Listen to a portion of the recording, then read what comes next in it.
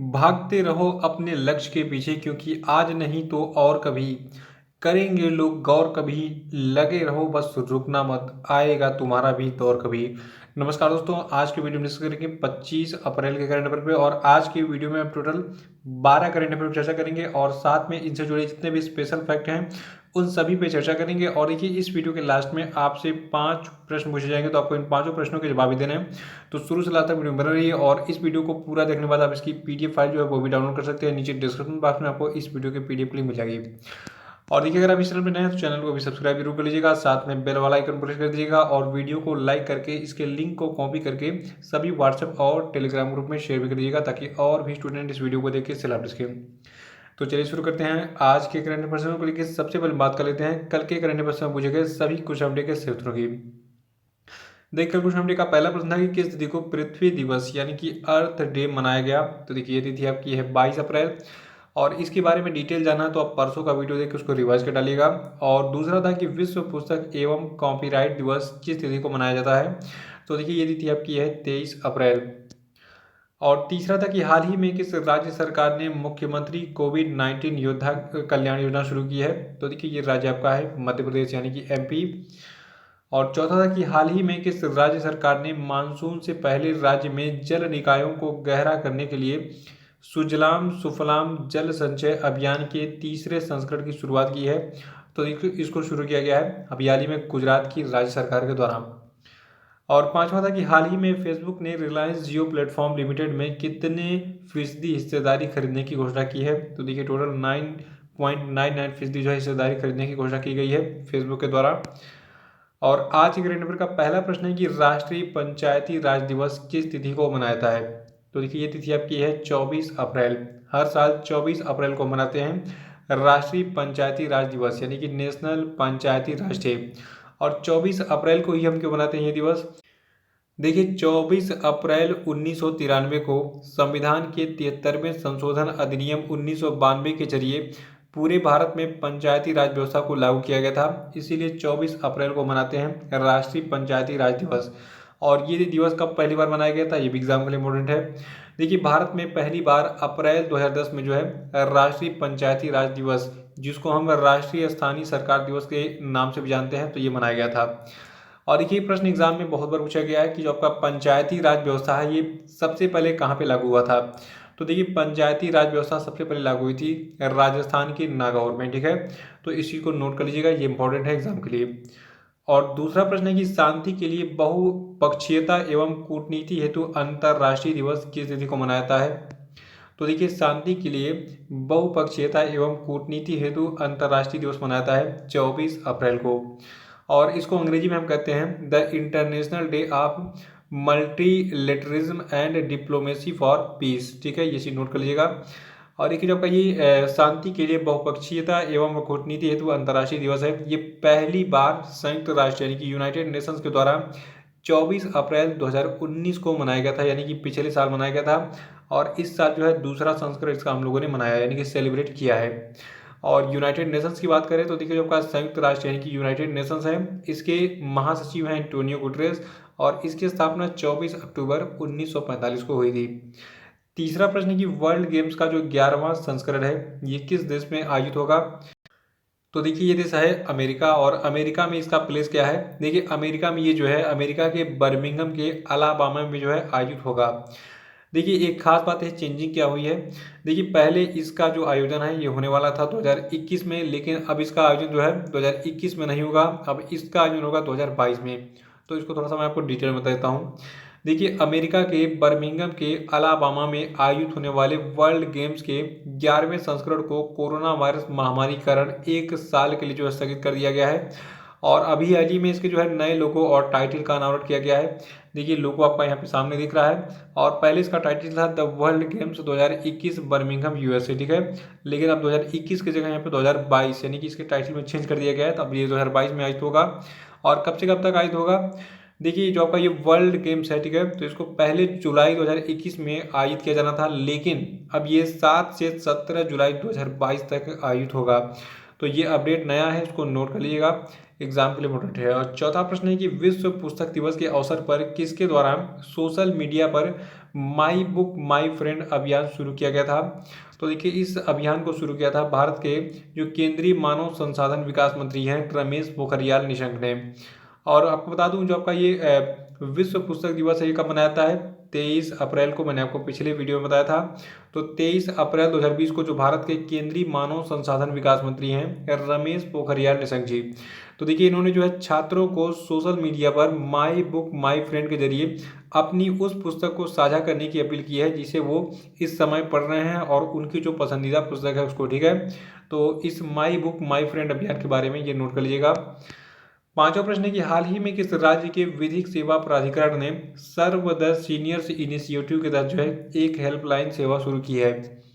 तो देखिए ये राज्य आपका जम्मू कश्मीर है। अभी हाल ही में जम्मू कश्मीर के विधिक सेवा प्राधिकरण ने जो है सर्व द सीनियर्स इनिशिएटिव के तहत जो है एक हेल्पलाइन सेवा शुरू की है। देखिए नाम से लग रहा है सीनियर्स, यानी कि जो हमारे सीनियर सिटीजन होंगे उनकी सेवा के लिए ये सर्विस शुरू की गई है। तो इसके बारे में थोड़ा सा डिटेल है, ध्यान से सुनिएगा।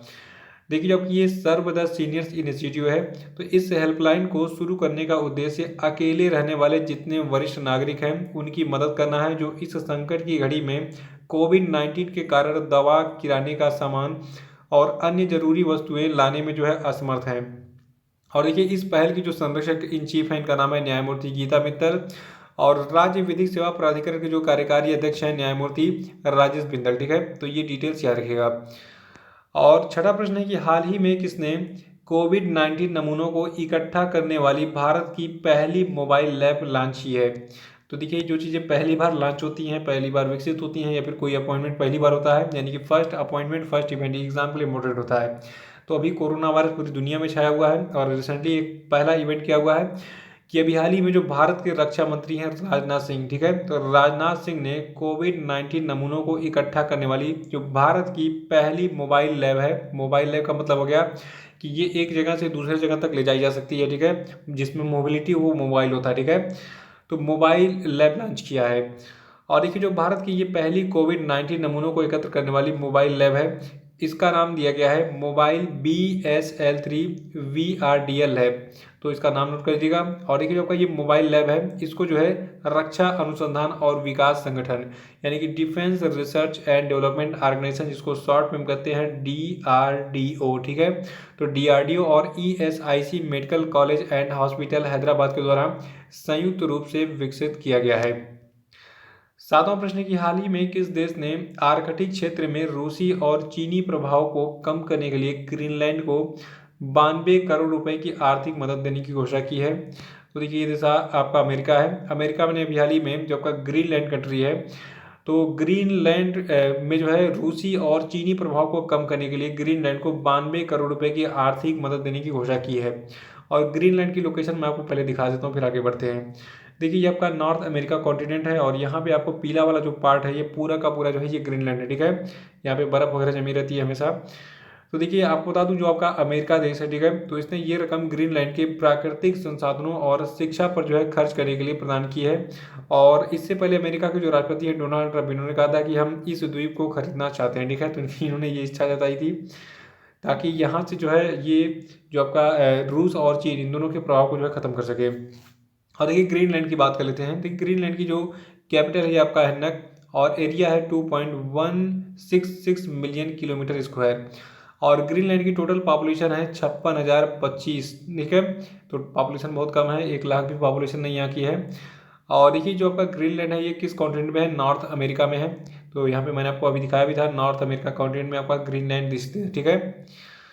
आठवां प्रश्न है कि हाल ही में किस राज्य के एक महिला नौ प्रवर्तक जिनका नाम है डी वासिनी बाई, इन्होंने क्रॉस पॉलिनेशन के जरिए जो है अत्यधिक बाजार मूल्य वाले फूल एंथूरियम की 10 किस्मों को विकसित किया है? तो देखिए जो का एंथूरियम का फ्लावर होता है बहुत ही खूबसूरत होता है, ये कुछ इस प्रकार से दिखता है। और अभी हाल ही में जो आपकी ये केरल राज्य की डी वासिनी बाई है, इन्होंने क्रॉस पॉलिनेशन के जरिए जो है अत्यधिक बाजार मूल्य वाले फूल एंथूरियम, यानी कि ये बहुत महंगा बिकता है, तो इसे एंथूरियम की जो है 10 किस्मों को विकसित किया है। देखिए जो भाई एंथूरियम फ्लावर है ये घरेलू उपयोग में लाया जाने वाला विश्व का प्रमुख फूलों में से एक है, और ये दिखने में सुंदर होने के साथ साथ आसपास की हवा को शुद्ध भी करता है। तो इस फ्लावर के बारे में ये डिटेल्स याद रखिएगा। नवा प्रश्न है कि हाल ही में हरियाणा की राज्य सरकार ने कोरोना वायरस महामारी के बीच राज्य में रिपोर्टिंग करने वाले सभी पत्रकारों को कितने लाख रुपए की बीमा देने की घोषणा की है।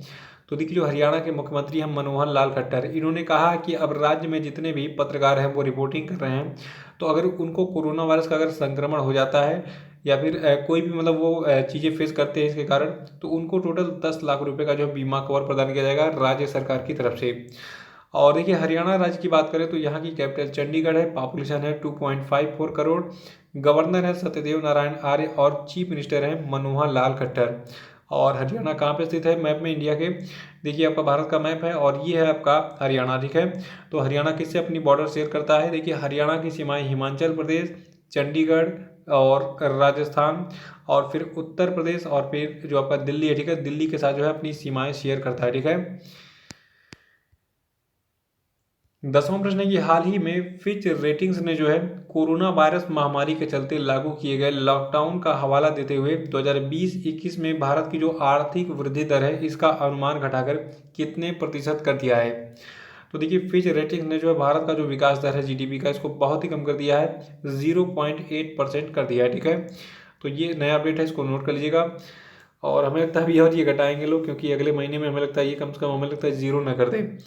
देखिए, पहले ये अनुमान था 4.9% का, लेकिन अब हो गया है 0.8% का। तो फिच रेटिंग ने अभी हाल ही में कोरोना वायरस महामारी के चलते जो है जो भारत की आर्थिक वृद्धि दर कितना कर दिया है, 0.8%। और देखिए, फिच रेटिंग्स की बात कर लेते हैं। देखिए, इसका मुख्यालय है अमेरिका के न्यूयॉर्क में, CUS के हैं पॉल टेलर, इसके संस्थापक हैं जॉन नोवेल फिच, और फिच रेटिंग्स जो है इसकी स्थापना 1914 में की गई थी। 11वां प्रश्न है कि केंद्र सरकार ने कोविड-19 महामारी के कारण सरकार के खजाने पर बढ़ते दबाव के चलते जितने भी सरकारी कर्मचारी और पेंशन भोगी हैं इनको 1 जनवरी 2020 से लेकर किस तारीख के बीच में दिए जाने वाले महंगाई भत्ते और महंगाई राहत की किस्तों के भुगतान पर रोक लगाने का फैसला किया है। तो देखिए, ये तिथि आपकी है 1 जुलाई 2021, ठीक है। अब 1 जनवरी 2020 से लेकर 1 जुलाई 2021 तक जितने भी कर्मचारी और पेंशन भोगी हैं उनको महंगाई भत्ता और महंगाई राहत किस्त जो है नहीं प्रदान किया जाएगा, उस पर रोक लग गई है, ठीक है। 12वां प्रश्न है कि चीन ने हाल ही में विश्व स्वास्थ्य संगठन यानी कि वर्ल्ड हेल्थ ऑर्गेनाइजेशन के लिए कितने करोड़ डॉलर के अतिरिक्त अनुदान की घोषणा की है। तो देखिए, ये अमाउंट आपका है 3 करोड़ डॉलर। याद रखिएगा कि चीन ने अभी हाल ही में विश्व स्वास्थ्य संगठन के लिए टोटल 3 करोड़ डॉलर के अतिरिक्त अनुदान की घोषणा की है। और चीन की बात कर लेते हैं। देखिए, चीन की करेंसी रेनमिनबी है और चीन की कैपिटल है बीजिंग। चीन की टोटल पॉपुलेशन है 139.27 करोड़, ठीक है। और आपको पता ही होगा चीन जो है ये दुनिया का सबसे अधिक पॉपुलेटेड यानी कि सबसे अधिक जनसंख्या वाला देश है। और देखिए, चीन के जो प्रेसिडेंट है इनका नाम है जी जिनपिंग। तो ये थे आपके आज के सभी महत्वपूर्ण करंट अफेयर और हम बात करेंगे आज के सभी क्वेश्चन पे। तो सभी लोगों को इसका आंसर देना है। देखिए, पहला प्रश्न आपके लिए कि हाल ही में किस राज्य सरकार ने ऐप मित्र ऐप और टोल फ्री हेल्पलाइन नंबर 14410 को लॉन्च किया। इसका आंसर बताइए। और दूसरा प्रश्न है कि वर्ल्ड प्रेस फ्रीडम इंडेक्स 2020 में भारत जो है ये किस स्थान पर है। इसका आंसर बताइए। और नहीं पता इसके बारे में तो आप जो है कल का वीडियो जरूर देख के रिवाइज कर डालिए, क्योंकि यहाँ से जुड़े जितने भी फैक्ट हैं कल मैंने सब डिटेल में बताया था और सभी एग्जाम के लिए मोस्ट इंपॉर्टेंट भी है। और एक साथ में ये भी कमेंट बॉक्स में बताइए कि वर्ल्ड प्रेस फ्रीडम इंडेक्स 2020 में पहले स्थान पर कौन सा देश है। तीसरा प्रश्न आपके लिए कि हाल ही में ऊषा गांगुली का 23 अप्रैल 2020 को कोलकाता में निधन हो गया। ये किस क्षेत्र से जुड़ी हुई थी, आंसर बताइए। चौथा प्रश्न है कि हाल ही में सुप्रीम कोर्ट ने किस राज्य के अनुसूचित क्षेत्रों में स्थित स्कूलों में अनुसूचित जनजाति वर्ग से संबंधित शिक्षकों का 100% जो आरक्षण था, तो आरक्षण प्रदान करने वाला जो आदेश था इसको निरस्त कर दिया है। इसका आंसर बताइए। पांचवा प्रश्न आपके लिए कि हाल ही में किस खिलाड़ी को विश्व बैडमिंटन महासंघ के IM बैडमिंटन जागरूकता अभियान के लिए एम्बेसडर चुना गया है। इनका नाम बताइए। तो इसी प्रश्न के साथ आज का करंट अफेयर समाप्त होता है। कल फिर मिलेंगे कल के करंट अफेयर साथ। वीडियो को लाइक करके इसको शेयर कर दीजिएगा। जो लोग नए हैं वो चैनल को सब्सक्राइब कर लेंगे ताकि मेरे अगली वीडियो का नोटिफिकेशन आपको ऑटोमेटिक और सबसे पहले मिल जाए। और नीचे डिस्क्रिप्शन बॉक्स में हमारे सभी सोशल मीडिया के लिंक मिल जाएगी, तो वहाँ पर क्लिक कीजिए, इन सबको ज्वाइन कर लीजिए। तो इसी के साथ बहुत बहुत धन्यवाद। Thank you and have a nice day.